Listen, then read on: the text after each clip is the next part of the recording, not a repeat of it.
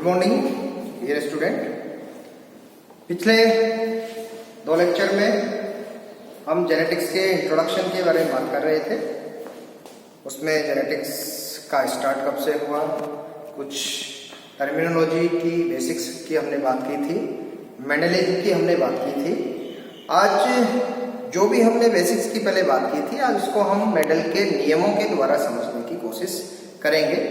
तो सबसे पहले जो आज हम शुरू करेंगे मेंडल का, वो हम बात कर रहे हैं मोनो हाइब्रिड क्रॉस, या हिंदी में इसको कहें तो एकल संकर संकर।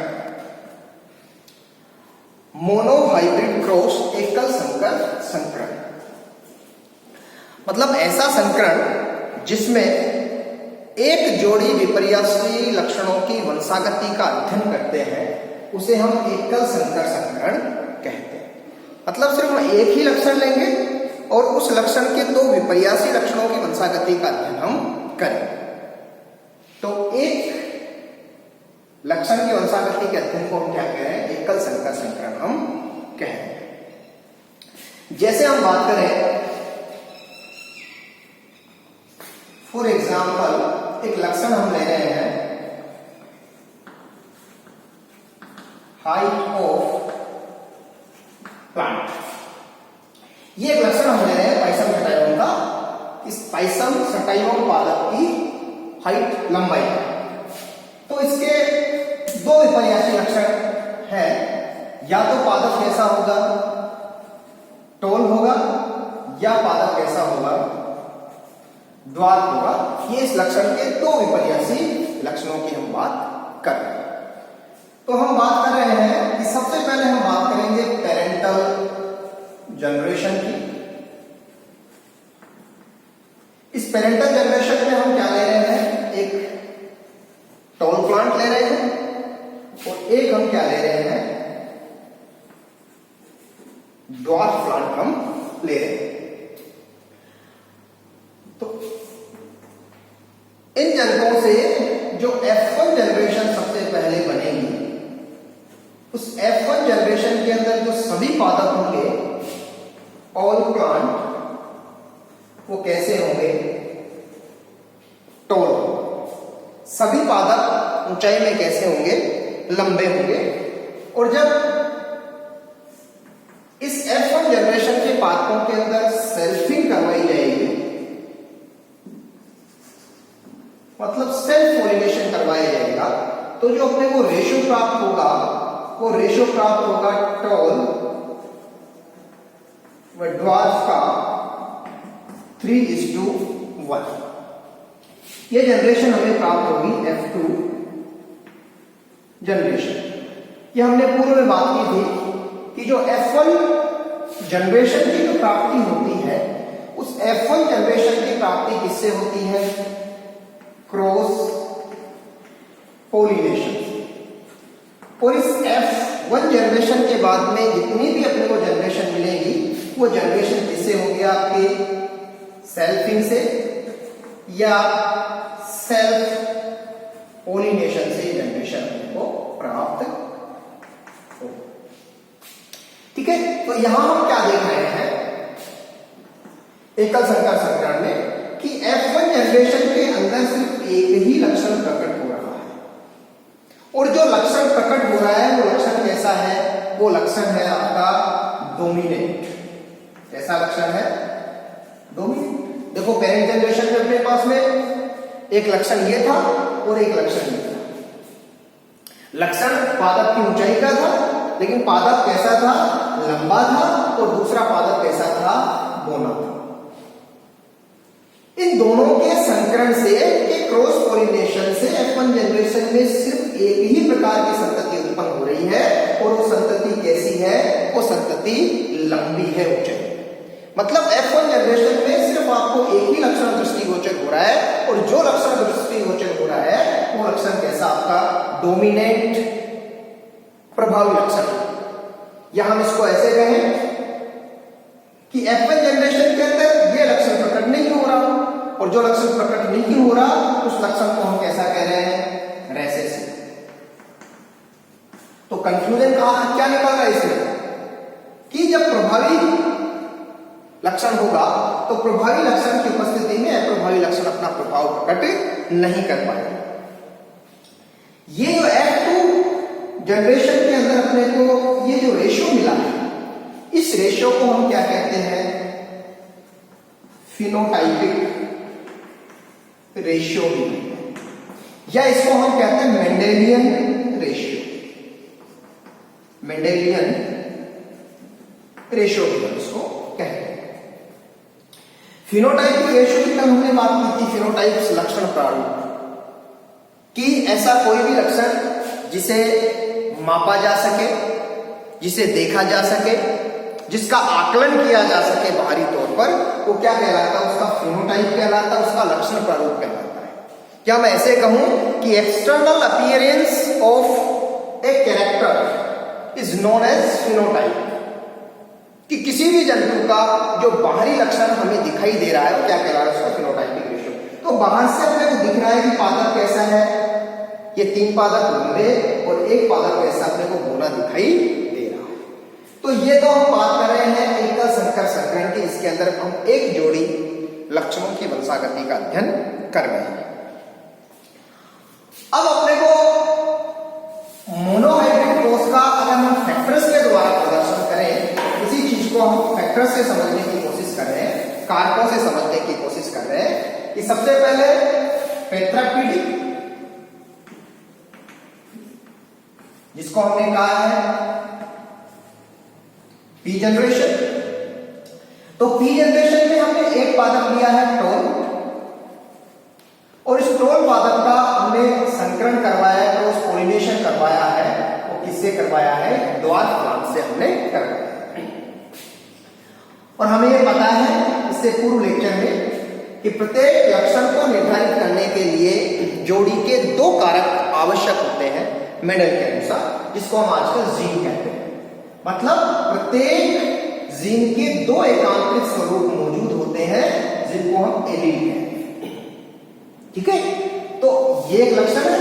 इस लक्षण को प्रकट करने के लिए 2 जोड़ी कारक आवश्यक है, और ये दोनों जोड़ी के जो कारक हैं वो कैसे हैं? बिल्कुल समान है। इस अवस्था को हम क्या कहते हैं? समयुग्मजीय अवस्था हम कहते हैं। हम पूर्व लेक्चर में बात कर चुके हैं, और ये भी हमने बात की थी कि जो प्रभावी लक्षण होता है, उस प्रभावी लक्षण को हमेशा अंग्रेजी वर्णमाला के बड़े अक्षरों से हम लिखते हैं। ये ड्वार्फ जो बोना लक्षण है वो कैसा है? प्रभावी लक्षण है, और इसको हम अंग्रेजी वर्णमाला के छोटे अक्षरों से हम दर्शाते हैं। तो ये अपने पास में पैतृक पीढ़ी थी, और ये पैतृक कैसे है? पूरी तरह से क्या है? आपके प्योर है, शुद्ध है, इसके अंदर कोई भी मिश्रण नहीं है। तो सबसे पहले ये हमने प्लांट लिया है, एक प्लांट टोल है और एक प्लांट कैसा? आपका ड्वार्फ है। क्लियर यहां तक? अब सबसे पहले जब हम इनका संकरण करवाते हैं तो सबसे पहले हमें जरूरत होती है गैमेट्स के फॉर्मेशन। तो सबसे पहले हम किसका निर्माण करते हैं? गैमेट्स का करते हैं, युग्मकों का हम निर्माण करते हैं। तो यहां पर ये जोड़ी के जो दोनों कारक हैं वो युग्मक बनते समय आपस में क्या हो जाते हैं? एक दूसरे से अलग हो जाते हैं। इसे ही हम क्या कहते हैं? पृथक्करण कहते हैं, सेग्रीगेशन हम इसको कहते हैं। क्लियर? गैमेट्स बनते समय ये जोड़ी के दोनों कारक क्या हो जाते हैं? एक दूसरे से अलग अलग हो जाते हैं, और अलग अलग होकर कहां चले जाते हैं? अलग अलग युग्मकों के अंदर चले जाते हैं। इसको हम क्या कहते हैं? पृथक्करण कहते हैं। जैसे हम हमारी बात करते हैं, वापस मैं आपको एक बार ले चलता हूं कि जब हमारे अंदर गैमेट्स बनते हैं, स्पर्म और ओवम का निर्माण होता है, तो स्पर्म और ओवम में संख्या कितनी हो जाती है? आधी आधी हो जाती है। मतलब जो गुणसूत्र थे वो आधे कहां पे हो जाते हैं? आपके स्पर्म के अंदर चले जाते हैं। इसी तरह से यहां पे हो रहा है, ये जो जोड़ी के दोनों कारक हैं, ये दोनों कारक क्या हो रहे हैं? एक दूसरे से अलग हो रहे हैं, और अलग होके कहां जा रहे हैं? आपके अलग अलग युग्मकों के अंदर ही समान मात्रा के अंदर वितरित हो रहे हैं। इसको हम क्या कह रहे हैं? पृथक्करण का नियम हम इसको कह रहे हैं। अब इसके बाद में क्या होगा? इनके अंदर अब हो रहा है आपका संकरण, इसका इसके साथ हो सकता है, इसके साथ हो सकता है, इसके साथ हो सकता है। तो प्रथम पीढ़ी में जो आपके जाइगोट का फॉर्मेशन हो रहा है, युग्मनज को कह रहे हैं, ये आपके F1 जनरेशन के अंदर ये आपके जाइगोट का फॉर्मेशन हो रहा है, इन संततियों का निर्माण हो रहा है इसमें F1 जनरेशन। ये दो युग्मक, इनका संलय हुआ, निषेचन हुआ, जिसके फलस्वरूप युग्मनज बना। इस युग्मनज से भ्रूण बनने वाला है, एम्ब्रियोजेनेसिस, और एम्ब्रियो बनने के बाद इससे क्या बनने वाला है, एक नवोद्भिद पादप बनने वाला है। लेकिन F1 जनरेशन में जितने भी पादप आपके बने हैं वो सभी कैसे बने आपके, ऑल प्लांट कैसे आपके टोल हैं, लंबे हैं। लेकिन ये लंबे कैसे हैं, ये लंबे हैं आपके heterozygous condition. Clear? Heterozygous condition के अंदर है सभी पादप कैसे बने आपके, लंबे पादप बने। ठीक है, अब देखो यहां पर F1 जनरेशन के अंदर अभी हमने बात की थी कि यहां पर ये दोनों ही कारक मौजूद है। एक कारक प्रभावी कारक है और एक कारक कैसा है आपका, अप्रभावी कारक है। लेकिन जो लक्षण प्रारूप प्रकट हो रहा है वो लक्षण प्रारूप कौन सा प्रकट हो रहा है, टोल हो रहा है। यहां पर कहीं में भी अपने को ड्वार्फ पादप नहीं मिलेगा। तो इससे क्या निष्कर्ष निकल रहा है कि F1 पीढ़ी में वही लक्षण प्रकट होता है जो कैसा होता है, प्रभावी होता है। या हम ये भी कहें कि इस प्रभावी कारक की उपस्थिति में ये अप्रभावी कारक अपना प्रभाव प्रकट नहीं कर पाता। इसको हम क्या कहते हैं, law of dominance, law of dominance, प्रभाविकता का नियम हम इसको कहते हैं।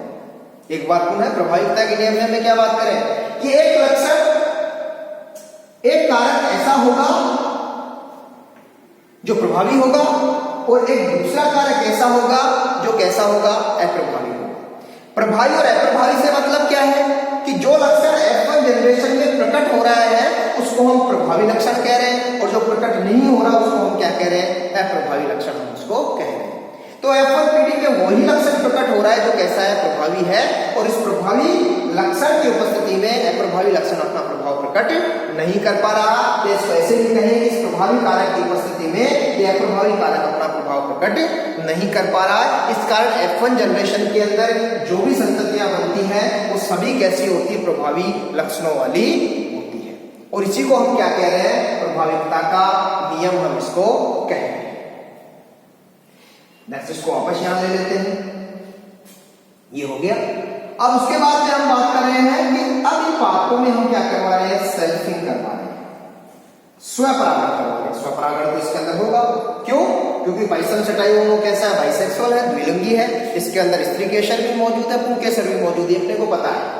तो हम इन्हीं पादपों के बीच में क्या करवा रहे हैं, सेल्फिंग करवा रहे हैं। तो सेल्फिंग, तो सबसे पहले गैमेट्स का निर्माण होगा। गैमेट्स यहां पर दो प्रकार के बनेंगे, क्लियर। यहां पर वापस निषेचन की प्रक्रिया, 1 2 3 4, एक बन रहा है आपका कैपिटल T, कैपिटल T, एक बन रहा है कैपिटल T स्मॉल t, एक बन रहा है कैपिटल T स्मॉल t, और एक बन रहा है स्मॉल t और स्मॉल।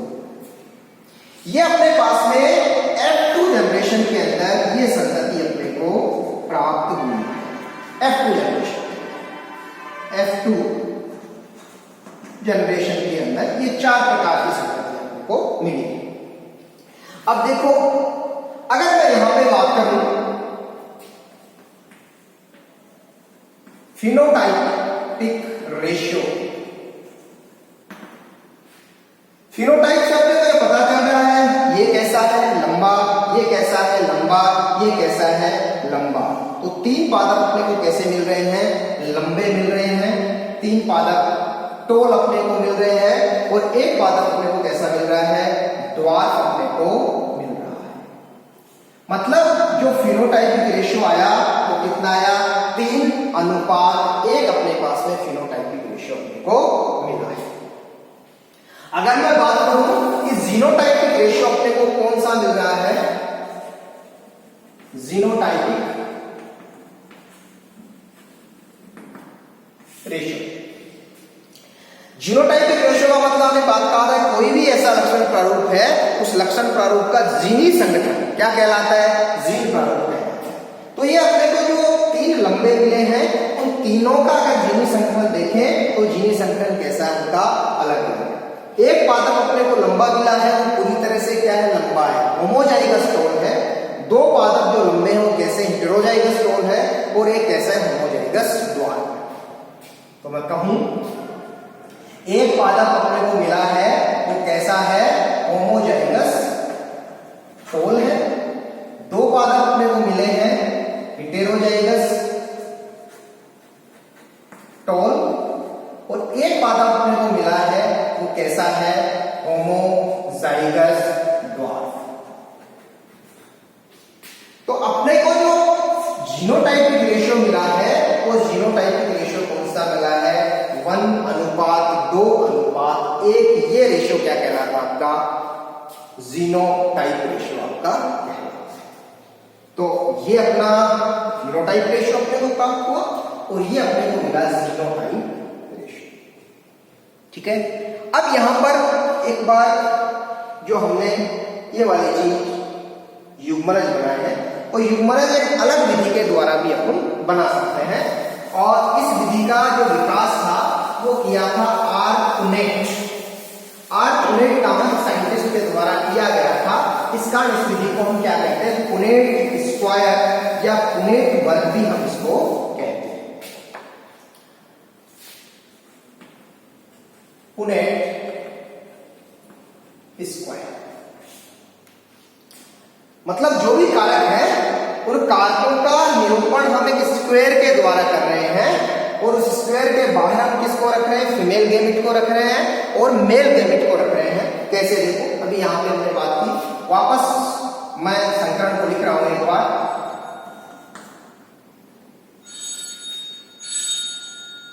सॉरी,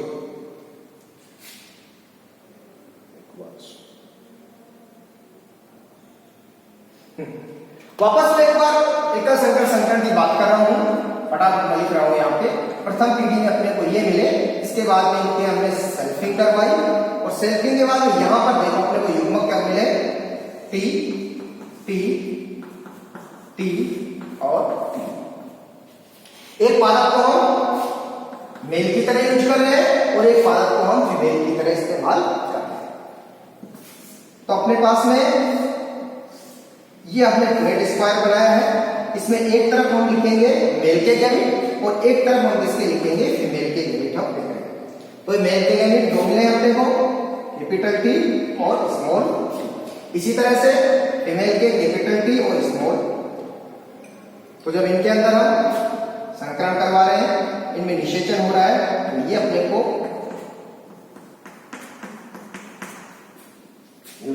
उसी तरह जैसे हमने बात की थी।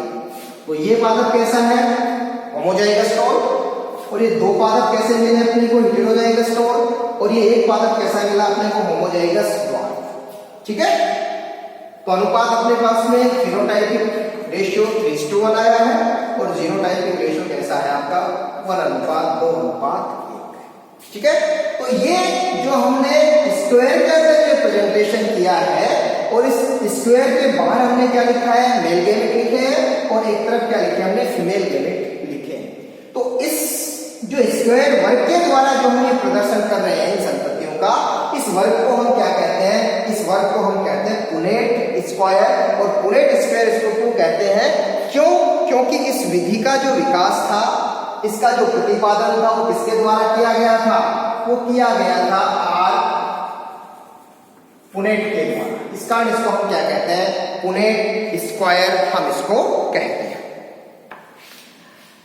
नेक्स्ट हम यहां पे बात करते हैं पुनेट स्क्वायर के बारे में कि यहां से जो मोनोहाइब्रिड क्रॉस है उस मोनोहाइब्रिड क्रॉस से क्या क्या निष्कर्ष अपने निकल रहे हैं। सबसे पहला निष्कर्ष तो क्या निकल रहा है कि कोई भी एक लक्षण है, उस लक्षण को प्रकट करने के लिए जोड़ी के दो कारक क्या होते हैं, आवश्यक होते हैं। ये पहला निष्कर्ष यहां निकला है। हमने कोई भी लक्षण लिया है, जैसे टोल का हमने लिया है, इस टोल को दर्शाने के लिए जोड़ी के दो कारक आवश्यक, कोई सा भी लक्षण का उसको दर्शाने के लिए जोड़ी के दो कारक क्या होते हैं, आवश्यक होते हैं, और इसको हम क्या कहते हैं, यूनिट फैक्टर, या इसको हम कह देते हैं पेयर्ड फैक्टर। ठीक, पहला निष्कर्ष तो ये निकला है कि कोई भी लक्षण है, उस लक्षण को दर्शाने के लिए जो कारक होते हैं वो जोड़े में उपस्थित होते हैं, और इसे हम क्या कहते हैं, यूनिट फैक्टर या पेयर्ड फैक्टर निष्कर्ष भी हम इसको कहते हैं। दूसरा, जब भी हम दो विपर्यासी लक्षणों का आपस में संकरण करवाते हैं तो संकरण करवाने के फलस्वरूप F1PD के अंदर हमें एक ही लक्षण वाली संतति मिलती है, और जो संतति हमें मिलती है वो संतति कैसी होती है, प्रभावी लक्षणों वाली होती है। मतलब इस F1 जनरेशन में अप्रभावी लक्षण वाली संतति प्रकट नहीं होती। इसको हम क्या कहते हैं, इसको हम कहते हैं प्रभावीता का नियम, law of dominance. Law of dominance हम इसको कहते हैं। इसके अलावा तीसरा निष्कर्ष की हमने बात की कि जब भी इन पादपों में जो ये आपके कारक उपस्थित हैं, जो किसी लक्षण को निर्धारित कर रहे हैं, जब भी वो युग्मक बनते समय वो जोड़ी के दोनों कारक हैं वो एक दूसरे से कैसे हो जाते हैं, पृथक पृथक हो जाते हैं, और समान मात्रा के अंदर युग्मकों में जाकर क्या हो जाते हैं, वितरित हो जाते हैं, और इसको हम क्या कहते हैं, लॉ ऑफ सेग्रेशन, पृथक्करण का नियम। और ये जो युग्मक बने हैं, ये जो युग्मक बने हैं वो युग्मक कैसे होते हैं, प्योर होते हैं। क्या होते हैं, प्योर होते हैं। इस कारण इसको हम क्या कहते हैं, law of purity of gametes. मतलब इसके अंदर कोई भी अशुद्धता नहीं होती। क्यों? क्योंकि ये कहां से मिले अपने को, पेरेंट से मिले। जैसे हमने बात की थी ये टोल प्लांट था, ये आपके द्वार प्लांट है, तो यहां जो युग्मक बनेंगे पूरी तरह से कैसे होंगे, प्योर होंगे, उसमें कोई भी क्या है, मिश्रण नहीं है। यहां पर भी ये पूरी तरह से क्या होंगे, प्योर होंगे। तो इसको हम कहते हैं law of purity of gametes, मतलब युग्मकों की शुद्धता का निष्कर्ष हम इसको कहते हैं। नेक्स्ट हम बात करते हैं आपके डाइहाइब्रिड क्रॉस की। हम बात करते हैं मोनोहाइब्रिड क्रॉस के बाद में हम बात करते हैं आपके डाइहाइब्रिड क्रॉस।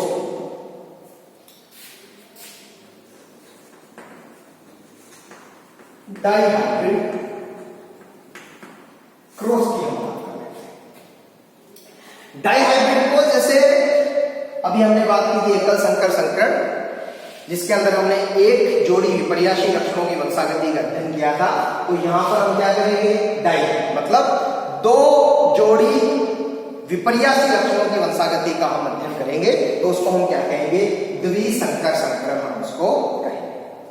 ठीक है, तो उससे पहले हम बात करें कि आपको द्विसंकर संकरण समझाने से पहले मैं आपको फॉर्मेशन ऑफ गैमेट्स,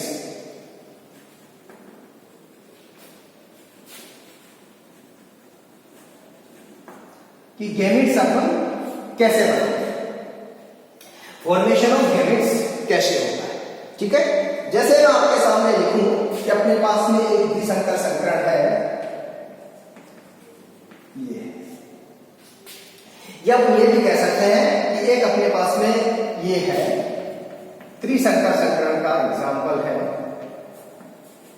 तो इनके कितने गैमेट्स बनेंगे, गैमेट्स कितने यहां पर बनेंगे, तो कैसे बनाएंगे गैमेट्स। तो इस गैमेट्स को बनाने के लिए हम यूज करते हैं एक मेथड का, इस मेथड को हम कहते हैं फोर्थ लाइन। इंपॉर्टेंट है, इसको समझने की जरूरत है, फोर्थ लाइन मेथड। बाकी सब चीज तो सिंपल है, आपको गैमेट्स बनाना आता है तो उसके बाद में आप संततियों का निर्माण कर सकते हो, लेकिन सबसे इंपॉर्टेंट चीज है कि हम गैमेट्स बनाएं कैसे। तो गैमेट्स बनाने के लिए फोर्थ लाइन मेथड, ठीक है। एक तो ये देखो यहां पे मैं बात कर रहा हूं फोर्थ लाइन मेथड के अंदर इस तरह से कैंची द्विशाखन विधि।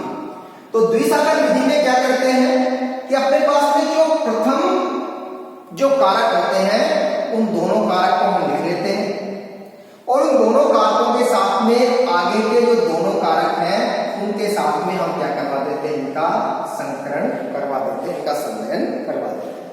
मतलब जो अपने पास में गैमेट्स बन रहे हैं वो गैमेट्स कुछ अपने इस तरह के अपने पास में 4 तरह के गैमेट्स अपने पास में बने।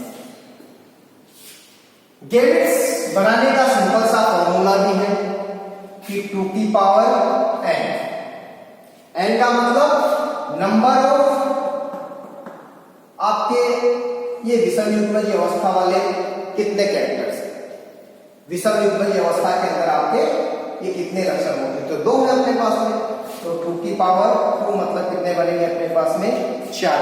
इसी तरह यहां पे हम बात करें तो अपने को कितने दिख रहे हैं विषम युग्मज अवस्था, 1 पेयर, 2 पेयर, 3 पेयर, तो 2 की पावर 3, तो कितने बनेंगे अपने पास में 8 बनेंगे। तो ये तो नॉर्मल सारा अपने को डायरेक्ट पूछा जाए कि जितने अपने पास में विषम युग्मजी युग्म होंगे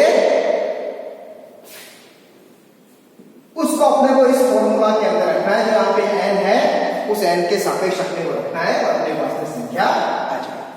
तो ये तो आप अपने को बनाना कैसे, सिंपल सी थी। यहां पे तो हमने जो द्विशंकर संकरण था उसके अंदर तो हमने ये बनाया। अगर डायरेक्ट बनाना चाहिए यहां से तो कैसे बना सकते हैं, यहां पे देखो अगर सीधा बनाना तो देखो क्या कर रहा हूं मैं, एक बार जो ये वाला कारक है इसका इसके साथ में तो क्या आया टिया आ गया, इसी कारक का दूसरे वाले कारक के साथ में आ गया, फिर दूसरे वाले कारक का इसके साथ में आ गया और इस कारक का इसके साथ में ये आ गया। यही मैंने यहां पे लिखा है फोर्थ लाइन में और ये मैंने यहां पे आपके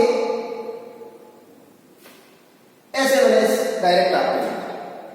लेकिन दिक्कत आपने यहां पे आएगी कि अगर त्रिशंकर संकरण का केस हो, 3 जोड़ी लक्षण की वंशागति की बात करें तो उस समय हम युग्मक कैसे बनाएं। तो एक बार मैं साफ कर देता हूं, वापस हम बात करते हैं। इस केस की हम बात कर रहे हैं कि केस अपने पास में कोई ऐसा है, तो इसके अपने को क्या बनाना है, गैमेट्स बनाना है। तो गैमेट्स कैसे बनेंगे, वही पहले वाला मेथड, सबसे जो शुरुआत के कारक हैं उनको हम सबसे पहले लिख देते हैं और उसके बाद में उसके साथ में जो 2 जुड़े हुए हैं उनको हम लिख देते हैं। तो 2 कौन से जुड़े हुए हैं, ये जुड़े हुए हैं और इन 2 के साथ में वापस जो आगे के 2 जुड़े हैं उनको हम इनके साथ में लिख देते हैं। देखो एक बात क्या किया है मैंने, सबसे पहले इन 2 को मैंने अलग अलग किया है, 1 2, इन दोनों के साथ में इन दोनों को इस टी के साथ में मैंने जोड़ा है और इस छोटे स्मॉल टी के साथ में इन दोनों को मैंने जोड़ा है और प्रत्येक इस आर के साथ में इन दोनों आपस में वाई और स्मॉल वाई को इसके साथ में इस तरह से मैंने इसको लिखा है। तो मतलब जो अपने पास में गैमेट्स बनने वाले हैं वो गैमेट्स कैसे बनेंगे, कुछ इस तरह के अपने पास में बनेंगे गैमेट्स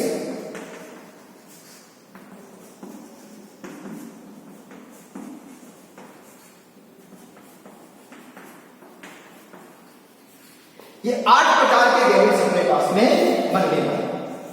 ठीक है, तो इस तरह से अगर त्रिसंकर संकरण की बात करूं तो 8 को इस तरह से मेल गैमेट बनेंगे और 8 ही कैसे बनेंगे, फीमेल गैमेट बनेंगे। तो 8 और 8 फीमेल गैमेट्स के मिलने से अपने पास में जो संततियां बनेंगी वो संततियां कितनी बनेंगी, अपने पास में संततियां बनेंगी 64 संततियों अपने पास में बनेंगी। तो ये इस तरह से हम युग्मकों का निर्माण कर सकते हैं, क्योंकि द्विसंकर संकरण से पहले अपने को ये समझना जरूरी है। तो द्विसंकर संकरण में हम 2 जोड़ी लक्षणों की वंशागति का अध्ययन कर रहे हैं। तो वह लक्षण ले रहा हूं, ऐसा पादप ले रहा हूं, उस पादप की हाइट पहला लक्षण, और उसके साथ में उसके बीजों का आकार। मतलब ये लक्षण कैसा है कि वो मटर का पादप कैसा था, टोल था, और कैसे थे उसके जो सीड थे वो कैसे थे, राउंड सीड थे। ये डोमिनेंट लक्षण थे। और इसका जब संकरण करवा रहे हैं तो संकरण करवा रहे हैं एक ड्वार्फ एंड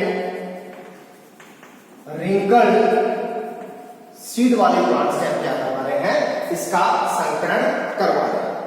यहां तक ये एकल संकरण में हम सिर्फ एक ही लक्षण की वंशागति का अध्ययन कर रहे थे और उसके अंदर हमने बात की थी सिर्फ हाइट की हम बात कर रहे थे। लेकिन यहां पर हम 2 लक्षण ले रहे हैं, एक ले रहे हैं पादप की ऊंचाई और दूसरा ले रहे हैं बीज का आकार। तो सबसे पहले ये पेरेंट जनरेशन से सबसे पहले हमें किसका निर्माण करना है, गैमेट्स का निर्माण करना है। तो यहां गैमेट्स कैसे बनेंगे, सभी गैमेट्स एक ही तरह के बनेंगे, और यहां पर भी सभी गैमेट्स कैसे बनेंगे, एक ही प्रकार के आपके गैमेट्स बनेंगे। ये बन गए आपके गैमेट्स, एक ही तरह के बनेंगे। टीआर, इसटी का ऐसे टीआर, ये भी टीआर, ये भी टीआर, ये मतलब एक ही तरह के अपने पास में क्या बनने वाले गैमेट्स यहाँ बनेंगे, और एक ही तरह के गैमेट्स कहां बनेंगे आपके, ये इस तरह के अपने पास में गैमेट्स बनेंगे। और जब इस गैमेट्स का आपस में निषेचन होगा, संलयन होगा, तो संलयन के फलस्वरूप जो संतति बनेगी वो संतति कुछ आपकी इस तरह की बनेगी। ये किसमें बनेगी, आपकी F1 जनरेशन। और F1 जनरेशन में अपने को पता है कि F1 जनरेशन में वही लक्षण प्रकट होता है जो कैसा होता है, प्रभावी होता है।